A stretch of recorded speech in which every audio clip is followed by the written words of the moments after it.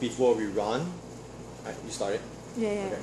So before we run the entire GC process, GC usually, if we're not running it for a long time, then it will be turned off. Okay, but check in the back here.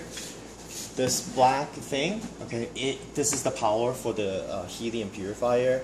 Typically, we don't want to remove it because if you remove it, then it will take a longer time for the machine to stabilize. Okay, so typically we don't want to remove this. But if you're going to turn off the entire helium tank, then we have to remove this because otherwise it will burn the purifier. Okay. All right, now.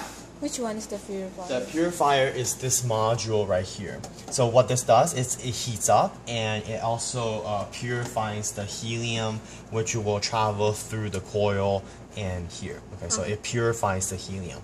Now, in order for, if you want to, when we run the GC, if you want the GC to equilibrate at a faster time, then you want to leave this machine on. Okay, but of course, when you leave this on, so it will heat, right? So it will heat up the purifier. Then you have to make sure that the helium is coming through the machine, because otherwise it will just burn the module, and then it will damage the machine. Okay, so just always remember, if this is plugged in, make sure that there's helium flowing through the machine. Okay, and then if there's no helium, then you can unplug it. If not, it burns. Oh yeah, it will burn. It will damage. It won't kill the machine right away, but gradually it will damage the purifier. Okay. So before you do everything, you first, of course, start the computer. Okay. All right. So we'll let it start and take a look at the machine here. The cylinder here.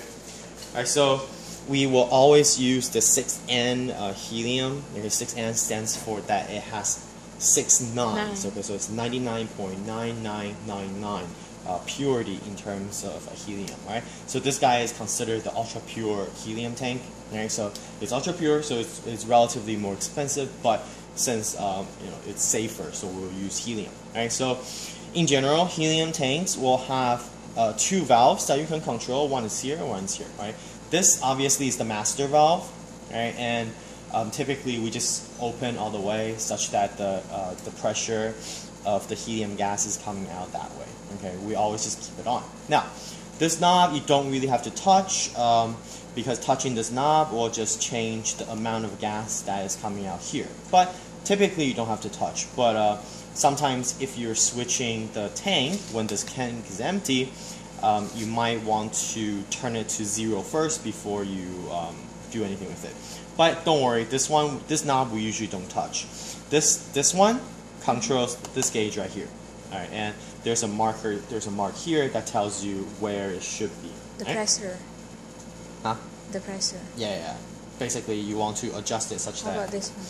This one is more important. Okay, this gauge basically tells you how much gas you have left. Okay, so when we purchase or when we buy a new tank, this one should be about 2,000.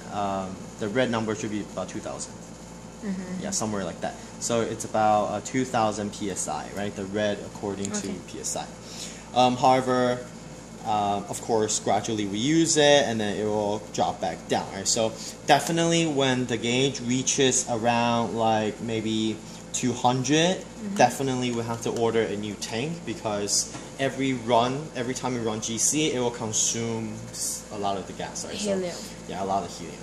So when I was at my previous lab, what we used to do is we always keep a backup tank, but since we don't have a place to put the backup tank for now, so we'll just have to keep an eye on the gas. Okay.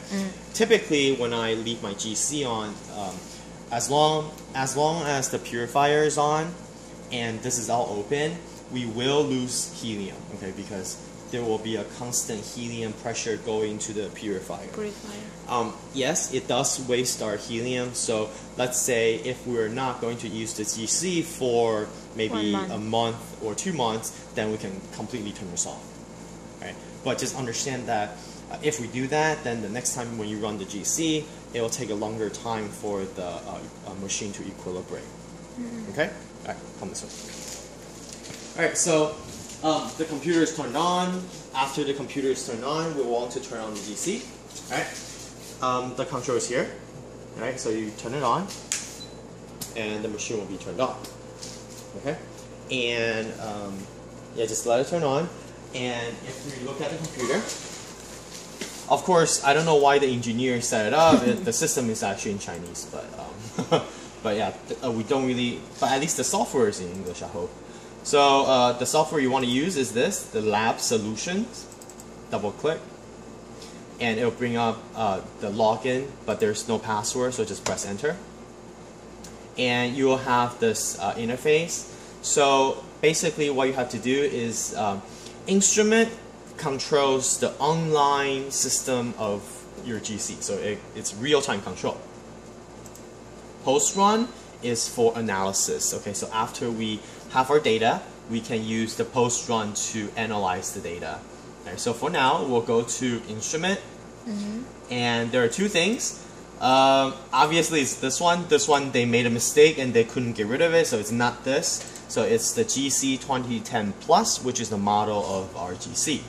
Double click, and it will bring up to it will bring you to the real-time GC.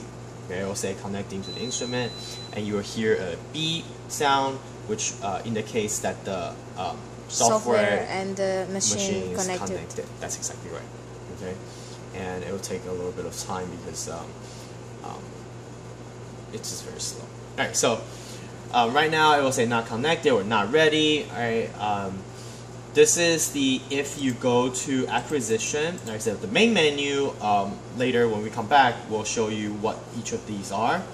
But in acquisition, and this is what the real-time thing is, alright? So you don't have to do much of anything, okay? Couple of things. On the very top, it will show you the method that this machine is currently running, okay? And of course, the method right now is shut down. Okay, so what we need to do is we need to open, and you need to select the method. And the method that we'll use is GC new-3. Open. Alright, so it's going to open. Now, a couple of things. Okay, let's go to the GC over here. So the Shimadzu GC has this thing where it's sort of a protection for the GC. So this is right after you turn it on. This is the interface, right?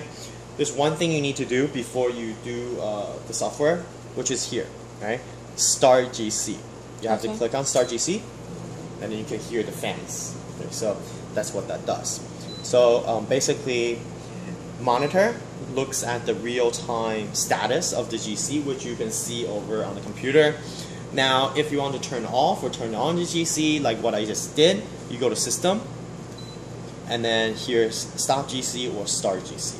Okay? But you don't need to do anything other than that. Right? Just System goes Stop or Start. Stop or Start. Monitor for controlling. Exactly. Monitor for looking at the real-time thing. Right? Okay. So here you have to pay attention to just one or two things.